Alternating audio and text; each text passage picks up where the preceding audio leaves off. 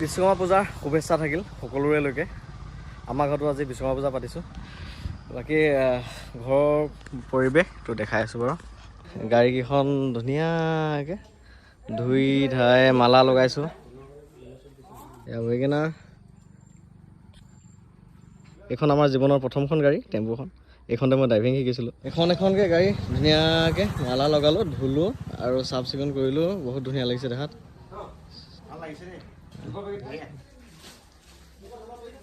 এয়া ঘৰৰ পৰিৱেশ আজি একদম উদুলি মুদুলি হৈ আছে আৰু।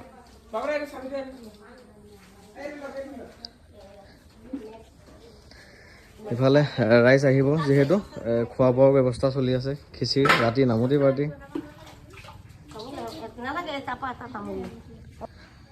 ইয়নখন তাত জেগা নহ'লগৈ, গতিকে ইয়াতে থৈছোঁ।